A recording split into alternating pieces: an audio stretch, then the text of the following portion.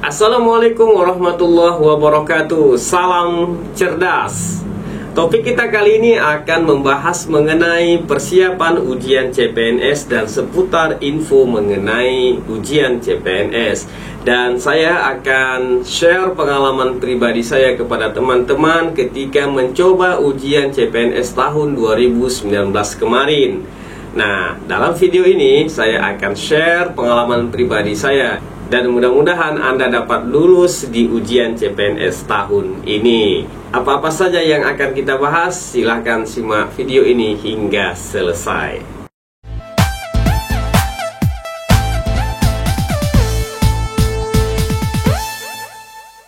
Ketika Anda telah berhasil mendaftar di website BKN itu, maka Anda menunggu waktu untuk seleksi.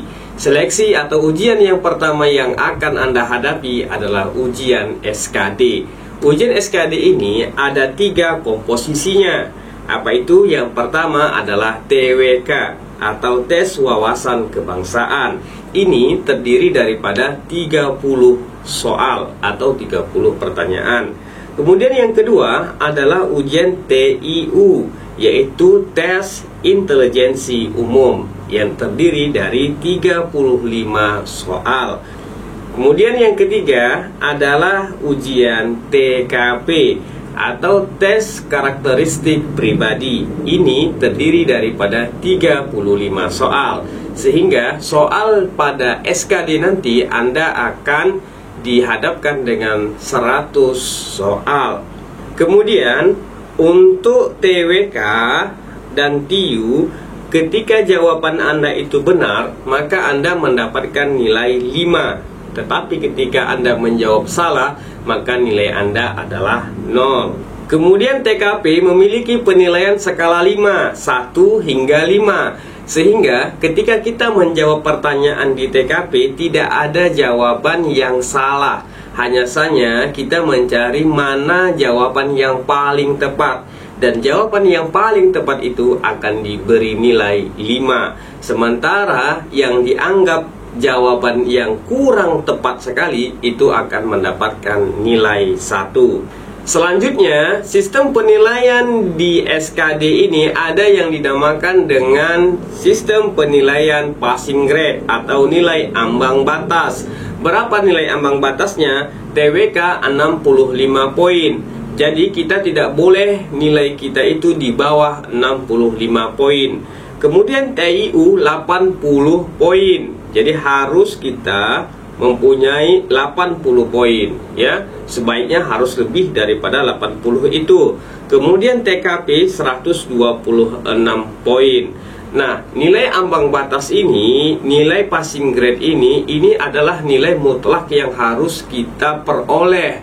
Oleh karenanya, kita harus cermat sekali untuk dapat memastikan bahwasanya jawaban kita itu benar, guna untuk kita dapat melewati nilai passing grade itu. Intinya, jika kita dapat melewati nilai passing grade itu, maka semakin besar peluang kita akan lolos di ujian SKD.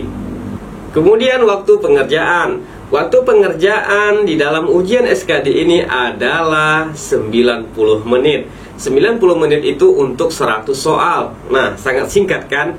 Oleh karenanya kita harus benar-benar konsentrasi di dalam membaca soal. Terkadang bahkan banyak sekali soal-soal itu yang panjang sekali narasinya. Oleh karenanya kita harus dituntut memiliki konsentrasi tinggi pada saat ujian SKD itu. Karena kita tidak mempunyai banyak waktu untuk mengulang-ulangi membaca soal itu. Kalau kita membaca satu soal dengan berulang-ulang, maka soal yang berikutnya akan termakan oleh waktu. Nah, ini sangat merugikan Anda sekali. Jadi saran saya, untuk waktu pengerjaan ini kita harus banyak latihan banyak membaca, ya.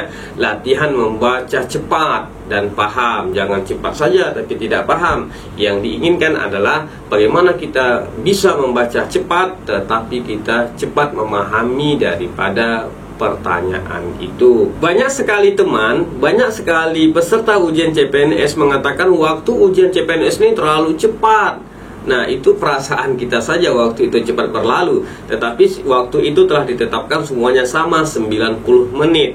Oleh karenanya, saya sarankan kepada teman-teman yang mau berjuang di CPNS tahun 2021 ini, Anda belajar membaca cepat dan banyak latihan untuk membaca cepat. Cepat tetapi memahami apa yang dibaca, jangan asal cepat saja. Nah, jadi kalau Anda sudah belajar atau latihan membaca cepat dan cepat memahami apa yang dibaca itu, saya yakin persoalan waktu ini dapat Anda atasi, ya. Jadi kembali saya katakan, mesti fokus sekali di dalam membaca setiap soal. Jangan sampai berulang-ulang kita membaca soal itu, karena kita diburu sama waktu nih. Nah, pada saat inilah istilah time is money itu berlaku. Selanjutnya mengenai tips pengerjaan. Biasanya soal di ujian SKD itu yang pertama adalah soal TWK. Ia terdapat di urutan yang pertama atau soal nomor 1 hingga nomor 30. Kemudian di urutan selanjutnya adalah TIU, yaitu di nomor 31 hingga 65. Dan terakhir TKP, biasanya itu berada di nomor 66 hingga 100. Nah, sekarang saya akan share kepada teman-teman mengenai ketika saya ujian CPNS dari mana soal terlebih dahulu saya jawab. Saya pertama mengerjakan soal TWK yang berada di nomor urutan yang pertama. Kenapa ini saya lakukan? Karena ini kan sistem hafalan. Nah, saya sudah mempersiapkan diri jauh hari sebelum ujian untuk membaca mengenai undang-undang, butir-butir Pancasila, dan yang berkaitan dengan wawasan kebangsaan itu. Nah, sehingga saya berpikir sekali baca saja kita sudah dapat menemukan mana jawabannya. Nah, kemudian yang saya jawab yang kedua adalah TKP. Apa sih alasan saya mau menjawab TKP terlebih dahulu, tidak TIU? Karena saya mempertimbangkan bahwasanya TKP ini memiliki soal yang cukup panjang dan memiliki jawaban, ya, alternatif jawabannya panjang-panjang juga. Nah, jadi saya memerlukan waktu yang banyak di sini untuk menjawab pertanyaan TKP itu. Kemudian TKP ini juga memiliki 35 soal, ya, memiliki 35 soal, dan disinilah bisa kita menaikkan nilai kita, karena setiap soal itu mempunyai skala 5. Jadi sewaktu itu saya berkeinginan agar dapat 55 ini. Jadi setiap jawaban dapat 5 poin. Nah, itulah harapannya kemarin. Kemudian yang terakhir saya mengerjakan TIU. Nah, kenapa saya mengerjakan TIU? Sebenarnya saya nih di situ nih kelemahannya. Kelemahan saya kemarin saya lihat, dan setelah saya introspeksi, kelemahan saya dalam 3 kategori atau komposisi soal itu adalah di TIU. Nah, TIU itu lebih banyak kepada matematika logika. Nah, kemudian banyak rumus-rumus juga. Nah, saya lemahnya di situ. Nah, saya waktu itu merasa bimbang juga nih bagaimana mengerjakan TIU itu. Jadi saya memutuskan daripada saya stres terlebih dahulu menghadapi TIU ini, lebih baik saya mengerjakan TIU ini di akhir-akhir. Nah, jadi lebih banyak waktunya untuk mengerjakan TIU daripada mengerjakan TWK dan TKP. Ini kalau saya. Tapi kalau teman-teman memiliki keahlian di dalam TIU, saya pikir TIU bisa dijawab terlebih dahulu. Nah, jadi di mana kelemahan kita, di situ kita memberikan ruang waktu yang panjang untuk menjawabnya. Nah, bagaimana mengenai tips ini? Nah, sekarang kita akan share bagaimana cara saya belajar untuk menghadapi ujian CPNS. Awalnya saya mau mengikuti bimbel, tapi karena sudah terlalu penuh peserta bimbelnya, jadi saya tidak dapat mendaftar ke sana, dan akhirnya saya memutuskan untuk belajar sendiri. Nah, dari mana saya belajar? Ya, pertama saya belajar daripada di link website. Nah, ketika itu saya cari soal-soal atau kisi-kisi ujian CPNS tahun lalunya dan bagaimana cara menjawabnya. Itu saya bongkar semua, saya simpan di file, kemudian saya print out dan saya pelajari setiap hari. Kemudian yang kedua, saya belajar dari YouTube. Saya lihat bagaimana tips-tips yang pernah dilakukan oleh senioran-senioran ketika mau ujian CPNS. Saya ikuti langkah-langkah mana yang bisa saya ikuti. Kemudian yang ketiga adalah saya selalu saja nih membeli soal tryout online ya. Jadi kalau ada satu aplikasi gitu, ada satu website yang menjual soal tryout, saya selalu beli. Nah, jadi banyak sekali saya beli itu soal-soal tryout. Nah, jadi sangat mudah sekali untuk mendapatkan itu. Tinggal Anda ketik saja di Google, akan ketemu soal-soal yang seperti itu, soal tryout itu. Nah, jadi setiap saya melakukan pembelajaran, setiap saya belajar dari pagi hingga malam, nanti tengah malamnya saya akan tryout. Setiap hari saya tryout. Jadi saya pikir saya sudah pernah tryout 155 kali. Tapi yang lulus dari 155 kali tryout itu hanya 6 yang lulus. Itu pun sebatas passing grade saja. Tetapi tidak apa-apa, karena kita sudah terbiasa untuk melakukan tryout, sudah terbiasa untuk melakukan simulasi. Jadi saya pikir ini merupakan satu bekal yang baik sekali untuk menuju ujian CPNS yang realnya nanti. Nah, kemudian yang terakhir adalah saya belajar secara maksimal.